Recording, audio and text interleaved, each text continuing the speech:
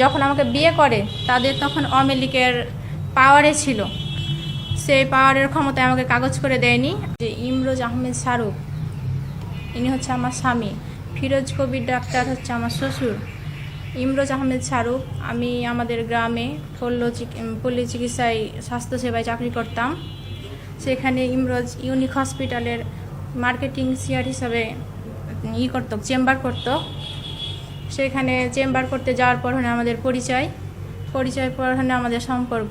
আমাকে বিয়ের প্রস্তাব দেয়, আমি আমার বাড়িতে জানাই। আমার বাড়িতে জানার পর আমার আব্বা বলে যে সে বড়লোকের ছেলে, আমি বিয়ে শাদী দিব না। তখন আমাকে সে ভুলে ভালিয়ে মানে অনেক রকমের কথা বলে নিয়ে আসার পরে আমাকে শরীয়ত মোতাবেক বিয়ে করার পরে আমার সন্তান হয় একটা।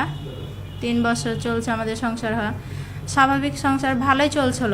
আমাকে বাসা ভাড়ায় নিয়ে থাকতো, তাদের বাড়িও মাঝে মধ্যে নিয়ে যেত। তারপরে আমার ছেলের বয়স যখন 4 বছর, তখন 4 মাস, তখন হচ্ছে যে আমার সাথে ঝামেলা সৃষ্টি করে। আমি যখন আমার সন্তানের অধিকার চাই, আমার অধিকার চাই, আমি বলি যে আমাকে বিয়ের কাবিলনামা করে দাও।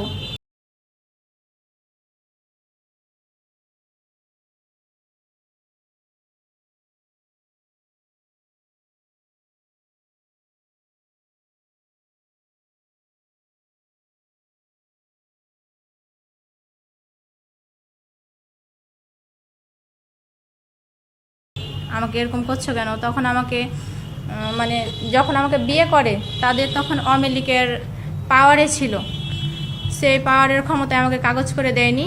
আর এখন তো আমাকে অনেক হুমকি ধামকি দিচ্ছে, তার অনেক অবস্থা, অনেক টাকা পয়সা, তাদের ক্ষমতা আছে, আমাকে হুমকি ধামকি দিচ্ছে।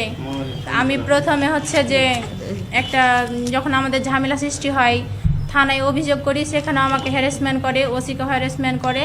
আমাকে তখন কোর্টের আশ্রয় নিতে বলে, আমি কোর্টে মামলা করি। মামলা করার পর সেখানে আপোসের স্বার্থে জামিন নেয়।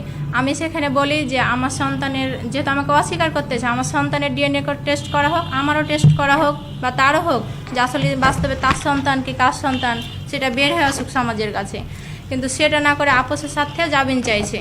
আমার বাচ্চা আছে আমার কাছে, আমার বাচ্চার জন্ম নিবন্ধনের কাগজ আছে, টিকার কাগজ আছে, এই যে টিকার কাগজ আছে, আমার সন্তান আছে। এগুলো প্রমাণ থাকা সত্ত্বেও আমাকে অস্বীকার করতেছে।